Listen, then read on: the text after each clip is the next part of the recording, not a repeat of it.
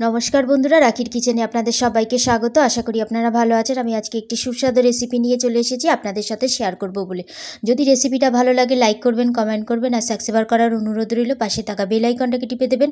যখনই আমি নিত্য নতুন ভিডিও ছাড়বো নোটিফিকেশন সবার আগে আপনাদের কাছে পৌঁছিয়ে যাবে। আর পুরো ভিডিওটা দেখার জন্য অনুরোধ রইল।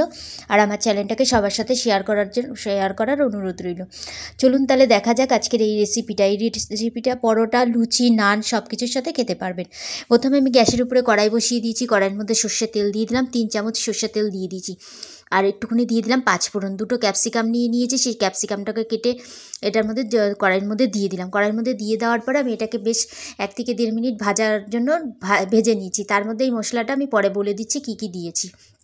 এটা ভাজা হয়ে গেছে পরে 1/2 চামচ আদা বাটা আর 1/2 চামচ হলুদ দিলাম, স্বাদ অনুযায়ী লবণটা দিয়ে দিলাম। লবণটার এইটা দিয়ে ভালো করে কিছুক্ষণ নাড়াচাড়া দেওয়ার পরে তারপরে 1/2 চামচ দিয়ে দিলাম ঝাল লঙ্কার গুঁড়ো।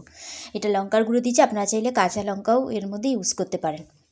এরকমভাবে করে নিয়ে ভালো করে একটুখানি জল দিয়ে বেশ কিছুক্ষণ নাড়াচাড়া দিয়ে দিলাম। আর এই যে পেস্টটা আমি দিলাম, এখানে 1 চামচ দিয়েছিলাম আমি চালমুগ, 7টা এমনি চিনে বাদাম আর 5টা কাজু বাদাম দিয়ে ওটাকে নাড়াচাড়া করে তারপরে গরম মশলা দিয়ে দিলাম 1/2 চামচ। তারপরে 3 চামচ দই দিয়ে দিলাম এর মধ্যে।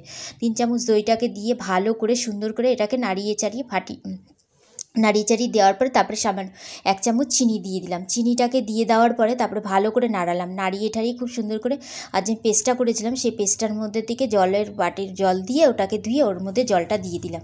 দিয়ে তারপরে একটু কাসুরি মেথি দিয়ে ওটাকে বেশ ভালো করে ঢাকা দিয়ে রেখে দিলাম হালকা মিডিয়াম টু লো আঁচে। এই যে আস্তে আস্তে এরকমভাবে পুরো এটা তৈরি হয়ে গেছে। এটা একটা গেবিও হয়ে এসছে আর এটা আমার পুরোপুরি এখন তৈরি হয়ে গেছে। এটাকে এখন নামিয়ে আমি একটা প্লেটের মধ্যে সার্ভ করে দেবো। প্লেটের মধ্যে সার্ভ করে দিলাম এটাকে। আর এই রেসিপিটা আজকের মতন এখানেই শেষ করলাম। আবার একটা নতুন রেসিপি নিয়ে চলে আসবো। ততক্ষণের জন্য ভালো থাকুন, সুস্থ থাকুন।